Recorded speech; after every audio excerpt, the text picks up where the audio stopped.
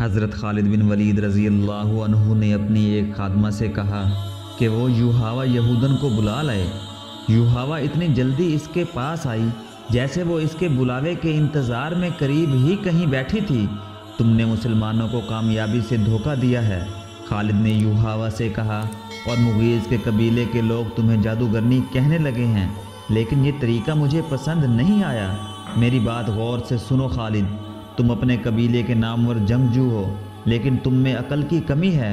دشمن کو مارنا ہے، تلوار سے مارو اور اسے تیکھی نظروں سے ہلاک کر دو۔ تیر اور تلوار چلائے بغیر دشمن کو کوئی مجھ جیسی عورت ہی مار سکتی ہے۔ آج 4 برس بعد وہ جب صحرا میں تنہا جا رہا تھا تو یوحاوا کی باتیں اسے یاد آ رہی تھیں۔ اس حد تک تو وہ خوش تھا کہ یہودی ان کے ساتھ تھے، لیکن اسے یہ بھی معلوم تھا کہ یہودیوں کی دوستی میں جہاں مسلمانوں کی دشمنی ہے وہاں ان کے اپنے مفادات بھی ہیں۔ البتہ اس نے یہ تسلیم کر لیا تھا کہ یوحاوا اگر جادوگرنی نہیں تو اس کے سراپا میں کوئی جادو کا کوئی اثر ضرور ہے۔ خالد کا گھوڑا مدینے کی طرف چلا جا رہا تھا۔ اس کے ذہن میں پھر خبیب بن عدی اور زید بن الدسنہ رضی اللہ عنہ آ گئے۔ لوگ ان کی بولیاں بڑھ چڑھ کر لگا رہے تھے۔ آخر سودا ہو گیا اور قریش کے 2 آدمیوں نے انہیں بہت سے سونے کے عوض خرید لیا۔ دونوں آدمی ان دونوں صحابیوں کو ابو سفیان کے پاس لے گئے۔ ہم نے اپنے عقیدے سے ہٹ کر محمد صلی اللہ علیہ وآلہ وسلم کے پاس چلے جانے والے ان 2 آدمیوں کو اس لیے خریدا ہے کہ ان اہل قریش کے خون کا انتقام لیں جو احد کے میدان میں مارے گئے تھے۔ انہیں خریدنے والوں نے کہا، ہم انہیں آپ کے حوالے کرتے ہیں، آپ قریش کے سردار و سالار ہیں۔ ابو سفیان نے کہا، مکہ کی زمین مسلمانوں کے خون کی پیاسی ہے، ان 2 مسلمانوں کا خون اپنی زمین کو پلا دو۔ لیکن مجھے یاد آ گیا ہے کہ یہ مہینہ جو گزر رہا ہے ہمارے دیوتاؤں عزا اور حبل کا مقدس مہینہ ہے۔ یہ مہینہ ختم ہو لینے دو، اگلے دن انہیں کھلے میدان میں لے جا کر لکڑی کے کھمبوں کے ساتھ باندھ دینا اور مجھے بلا لینا۔ خالد نے جب ابو سفیان کا یہ حکم سنا تو وہ اس کے پاس گیا۔ مجھے آپ کا یہ فیصلہ اچھا نہیں لگا۔ خالد نے ابو سفیان سے کہا، ہم دگنی اور تگنی تعداد میں ہوتے ہوئے اپنی زمین کو مسلمانوں کا خون نہیں پلا سکے تو ہمیں حق حاصل نہیں کہ 2 مسلمانوں کو دھوکے سے یہاں لا کر ان کا خون بہایا جائے۔ ابو سفیان، کیا آپ جانتے ہیں کہ مسلمانوں کو دھوکہ دینے والی 3-4 عورتیں تھیں؟ کیا آپ اپنے دشمن سے یہ کہلوانا چاہتے ہیں کہ اہل قریش اب عورتوں کی آڑ میں چھپ گئے ہیں؟ خالد، ابو سفیان نے بارعب لہجے میں کہا، خبیب اور زید کو میں بھی اتنا ہی قریب سمجھا کرتا تھا جتنا تم انہیں اپنے قریب سمجھتے ہو۔ تم اب بھی انہیں اپنے قریب سمجھ رہے ہو اور یہ بھول رہے ہو کہ اب یہ ہمارے دشمن ہیں۔ اگر تم انہیں آزاد کرانا چاہتے ہو تو لاؤ، اس سے دگنا سونا لے آؤ اور ان دونوں کو لے جاؤ۔ نہیں، پردے کے پیچھے سے ایک گرجدار نسوانی آواز آئی۔ یہ ابو سفیان کی بیوی ہند کی تھی۔ اس نے غصے سے لرزتی ہوئی آواز میں کہا، حمزہ کا کلیجہ چبا کر بھی میرے سینے میں انتقام کی آگ سرد نہیں ہوئی۔ اگر ساری دنیا کا سونا بھی میرے آگے لا رکھو گے تو میں ان 2 مسلمانوں کو آزاد نہیں کروں گی۔ ابو سفیان، خالد نے کہا، اگر میری بیوی میری بات کے درمیان یوں بولتی تو میں اس کی زبان کھینچ لیتا۔ تم اپنی بیوی کی زبان کھینچ سکتے ہو؟ ہند کی آواز آئی، تمہارا باپ نہیں مارا گیا تھا، تمہارا کوئی بیٹا نہیں مارا گیا اور تمہارا چچا بھی نہیں مارا گیا۔ ایک بھائی قید ہوا تھا اور تم مسلمانوں کے پاس جا کر منہ مانگا فدیہ دے کر اپنے بھائی کو چھڑا لائے۔ آگ جو میرے سینے میں جل رہی ہے تم اس کی تپش سے ناآشنا ہو۔ خالد نے ابو سفیان کی طرف دیکھا۔ ابو سفیان کے چہرے پر جہاں مردانہ جاہ و جلال اور ایک جنگجو سردار کا تاثر تھا وہاں ایک خاوند کی بے بسی کی جھلک بھی تھی۔ ہاں خالد، ابو سفیان نے کہا، جس کے دل پر چوٹ پڑتی ہے اس کے خیالات تم سے بہت مختلف ہوتے ہیں۔ کسی کو اپنا دشمن کہنا کچھ اور بات ہے، لیکن اپنے دشمن کو اپنے کسی عزیز کا خون بخش دینا بڑی ہی ناممکن بات ہے۔ تم کس کس کو قائل کرو گے کہ وہ ان 2 مسلمانوں کی جان بخشی کر دیں؟ تم جاؤ خالد، ان 2 مسلمانوں کو اپنے قبیلے کے رحم و کرم پر چھوڑ دو۔ خالد خاموشی سے واپس چلا گیا۔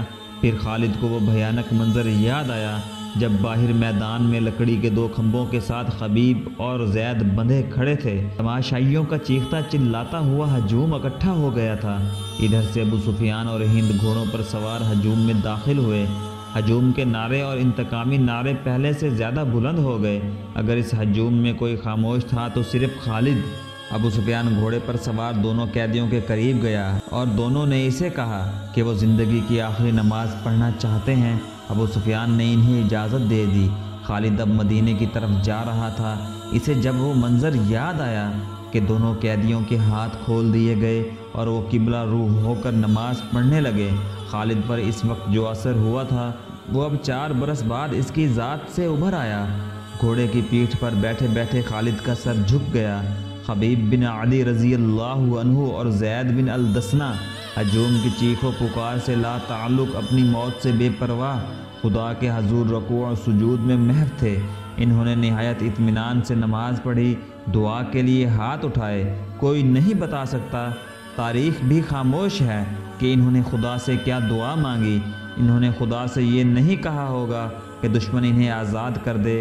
وہ اٹھے اور خود ہی لکڑی کے کھمبوں کے ساتھ پیٹھ لگا کر کھڑے ہو گئے۔ او بدقسمت انسانوں، ابو سفیان نے بڑی بلند آواز سے خبیب اور زید سے کہا، تمہاری قسمت اور زندگی میرے ہاتھ میں ہے۔ اپنی زبانوں سے کہہ دو کہ ہم اسلام کو ترک کرتے ہیں اور اب ہم اہل قریش میں سے ہیں اور 360 بتوں کو برحق مانتے ہیں۔ یہ اعلان کر دو اور اپنی زندگیاں مجھ سے واپس لے لو، اگر نہیں تو موت کو گلے لگاؤ۔ یہ بھی سوچ لو کہ تمہاری موت سہل نہیں ہوگی، اے باطل کے پجاری۔ ابو سفیان، زید رضی اللہ عنہ کی آواز گرجی، ہم لعنت بھیجتے ہیں پتھر کے ان بتوں پر جو اپنے اوپر بیٹھی ہوئی مکھی کو بھی نہیں اڑا سکتے۔ ہم لعنت بھیجتے ہیں اعضاء اور حبل پر جو تمہیں اگلے جہان دوزخ کی آگ میں پھینکیں گے۔ ہم پجاری ہیں اس ایک اللہ کے جو رحمان اور رحیم ہے، اور ہم عاشق ہیں محمد صلی اللہ علیہ وآلہ وسلم کے جو اللہ کے رسول ہیں۔ میرا راستہ وہی ہے جو زید نے تمہیں دکھا دیا ہے۔ خبیب نے بلند آواز سے کہا، اے اہل مکہ، سچا وہی ہے جس کے نام پر ہم قربان ہو رہے ہیں۔ ہمیں نئی زندگی ملے گی جو اس زندگی سے بہت زیادہ حسین اور مقدس ہوگی۔ باندھ دو انہیں ان کھمبوں کے ساتھ، ابو سفیان نے حکم دیا۔ یہ موت کا ذائقہ چکھنے کے مشاک ہیں۔ دونوں کے ہاتھ پیچھے کر کے کھمبوں کے ساتھ جکڑ دیے گئے۔ ابو سفیان نے گھوڑا موڑا اور ہجوم کی طرف آیا۔ اعضاء اور حبل کی قسم، ابو سفیان نے بلند آواز سے ہجوم سے کہا، میں نے اپنے قبیلے میں کوئی بھی ایسا نہیں دیکھا جو اپنے سردار پر اس محبت اور ایثار سے جان قربان کرنے کے لیے تیار ہو جس طرح محمد صلی اللہ علیہ وآلہ وسلم کے پیروکار اس کے نام پر فدا ہوتے ہیں۔ ہند اپنے گھوڑے پر سوار کچھ دور کھڑی تھی۔ اس کے قریب اس کے چند ایک غلام کھڑے تھے۔ ایک غلام نے اپنے آقاؤں کو خوش کرنے کے لیے جوش کا ایسا مظاہرہ کیا کہ برچھی تان کر دونوں قیدیوں کی طرف کسی کے حکم کے بغیر بڑی تیزی سے دوڑا اور کھمبے سے بدھے زید کے سینے پر برچھی کا اتنا زوردار وار کیا کہ برچھی کی انی زید کی پیٹھ سے باہر نکل گئی۔ زید الدسنہ فوراً شہید ہو گئے۔ اس غلام نے سینہ تان کر ہجوم کی طرف خراج تحسین کی توقع پر دیکھا، لیکن ہجوم کچھ اور ہی قسم کا شور بلند کرنے لگا۔ تماشائی کہتے تھے، یہ کوئی تماشا نہیں ہوا، یہ مسلمان اتنی سہل موت کے قابل نہیں، ہمیں کوئی تماشا دکھاؤ۔ قتل کر دو اس غلام کو جس نے ایک مسلمان پر اتنا رحم کیا کہ اسے اتنی جلدی مار ڈالا۔ ہند نے دبی آواز میں کہا۔ کئی آدمی تلواریں اور برچیاں لہراتے اس غلام کی طرف دوڑے، لیکن بہت سے آدمی دوڑ کر ان آدمیوں اور غلام کے درمیان آ گئے۔ خبردار، پیچھے کھڑے رہو، ایک آدمی جو گھوڑے پر سوار تھا للکار کر کہا۔ عربی خون اتنا بزدل نہیں کہ 2 آدمیوں کو باندھ کر مارنے کے لیے قریش کا پورا قبیلہ اکٹھا ہو گیا ہے۔ خدا کی قسم، ابو سفیان کی جگہ اگر میں ہوتا تو ان دونوں آدمیوں کو آزاد کر دیتا۔ یہ ہمارا خون ہے اور یہ ہمارے مہمان ہیں، ہم ان سے میدان جنگ میں لڑیں گے۔ یہ خالد تھا۔ یہ ٹھیک کہتا ہے، ہجوم میں سے کئی آوازیں سنائی دیں۔ دشمن کو باندھ کر مارنا عرب کی روایات کے خلاف ہے۔ تماشائیوں کے ہجوم میں سے بے شمار آوازیں ایسی سنائی دے رہی تھیں جو کہتی تھیں کہ ہم تماشا دیکھیں گے، ہم دشمن کو اس طرح ماریں گے کہ وہ مر مر کے جیے۔ تھوڑی دیر بعد تماشائیوں کا ہجوم 2 حصوں میں بٹ گیا۔ ایک گروہ خبیب کے قتل کے خلاف تھا، اس سے وہ عرب کی روایتی بہادری کے منافی سمجھتا تھا، اور دوسرا گروہ حبیب رضی اللہ عنہ کو تڑپا تڑپا کے مارنے کے نعرے لگا رہا تھا۔ خالد نے جب اہل مکہ کو اور دور دور سے آئے ہوئے تماشائیوں کو اس طرح ایک دوسرے کے خلاف نعرے لگاتے دیکھا تو وہ دوڑتا ہوا ابو سفیان تک گیا۔ دیکھ لیا ابو سفیان؟ خالد نے کہا، دیکھ لیں، یہاں میرے کتنے حامی ہیں، ایک کو مار دیا ہے، دوسرے کو چھوڑ دیں ورنہ اہل قریش آپس میں ٹکرا جائیں گے۔ ہند نے خالد کو ابو سفیان کے پاس کھڑے دیکھا تو وہ سمجھ گئی کہ خالد بھی خبیب رضی اللہ عنہ کی رہائی کا حامی ہے۔ ہند نے گھوڑے کو اینٹ لگائی اور ان دونوں کے پاس جا پہنچی۔ خالد، ہند نے سخت بفری ہوئی آواز میں کہا، میں جانتی ہوں تم کیا چاہتے ہو، کیا تم ابو سفیان کو اپنا سردار نہیں مانتے؟ اگر نہیں تو یہاں سے چلے جاؤ، میں نے جو سوچا ہے وہ ہو کر رہے گا۔ خالد، ابو سفیان نے کہا، اگر تم سمجھتے ہو کہ میرا حکم اور میرے ارادے صحیح نہیں تو بھی مجھے ان پر عمل کرنے دو۔ اگر میں نے اپنا حکم واپس لے لیا تو میری کمزوری ہوگی، پھر لوگ میرے حکم پر یہ توقع رکھیں گے کہ میں اپنا حکم واپس لے لوں۔ خالد کو آج مدینے کے راستے میں یاد آ رہا تھا اور اسے افسوس ہو رہا تھا کہ اس نے ابو سفیان کا حکم مان لیا تھا۔ خالد کی خوبیوں میں سے سب سے بڑی خوبی نظم و نسق اور اپنے سردار کی اطاعت تھی۔ اس نے اپنے سینے پر پتھر رکھ کر صرف اس لیے ابو سفیان کا حکم مان لیا تھا کہ اہل قریش میں حکم عدولی کی روایت قائم نہ ہو۔ اے اہل مکہ، ابو سفیان نے دو گروہوں میں بنے ہوئے تماشائیوں سے بلند آواز میں کہا، اگر آج یہاں دو مسلمانوں کے قتل پر ہم یوں بٹ گئے تو ہم میدان جنگ میں کبھی کسی نہ کسی مسئلے پر بٹ جائیں گے اور فتح تمہارے دشمن کی ہوگی۔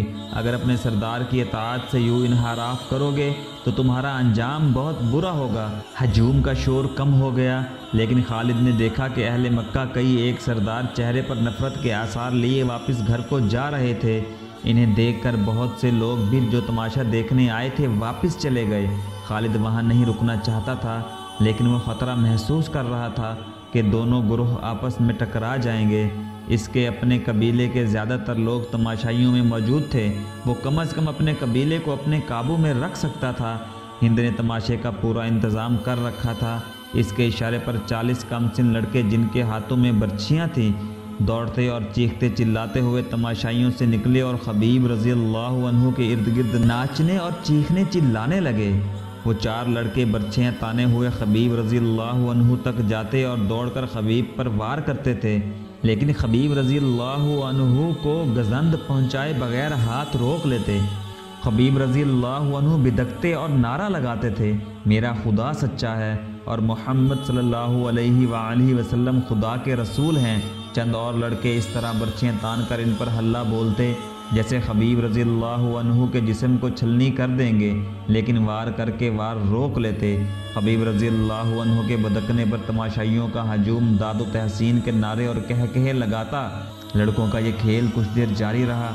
اس کے بعد لڑکوں نے یہ طریقہ اختیار کیا کہ برچھی کا وار بڑی زور سے کرتے، لیکن خبیب رضی اللہ عنہ کے جسم پر اتنا سا وار لگتا کہ برچھیوں کی انیاں کھال میں ذرا سی اتر کر پیچھے جاتی۔ بہت دیر تک یہی کھیل چلتا رہا۔ تماشائی داد و تحسین کے نعرے اور خبیب رضی اللہ عنہ اللہ اکبر اور محمد رسول اللہ کے نعرے بلند کرتے رہے۔ خبیب کے کپڑے خون سے لال ہو چکے تھے۔ ابو جہل کا بیٹا اکرمہ ہاتھ میں برچھی لیے ان لڑکوں کے پاس جا پہنچا اور انہیں ہدایت جاری کرنے لگا کہ لڑکے اب اپنی برچیاں خبیب کے جسم میں چھوڑ رہے تھے۔ وہ گول دائرے میں گھومتے اور ناچتے تھے۔ خبیب رضی اللہ عنہ کے جسم کا کوئی بھی حصہ ایسا نہ رہا جہاں پر برچھی نہ چبھی ہو اور وہاں سے خون نہ ٹپک رہا ہو۔ ان کے چہرے پر بھی برچھیاں ماری گئیں۔ جب بہت دیر گزر گئی اور لڑکے ناچ ناچ کر اور برچھیاں چبھو چبھو کر تھک گئے تو اکرمہ نے لڑکوں کو وہاں سے ہٹا لیا۔ خبیب رضی اللہ عنہ خون میں نہائے ہوئے تھے اور ابھی زندہ تھے اور ہر طرف دیکھ رہے تھے۔ ان کے نعروں میں کمی نہیں آئی تھی۔ اکرمہ ان کے سامنے کھڑا ہو گیا اور برچھی تان کر خبیب رضی اللہ عنہ کے سینے میں اتنی زور سے ماری کہ فاصلہ کم ہونے کی وجہ سے برچھی خبیب رضی اللہ عنہ کے جسم سے پار ہو گئی۔ خبیب رضی اللہ عنہ شہید ہو گئے۔ ان کی لاشیں یہیں بندھی رہنے دو۔ ان کی گرجدار آواز سنائی دی، اب کئی دن ان کی لاشوں کے گلنے سڑنے کا تماشا دیکھتے رہو۔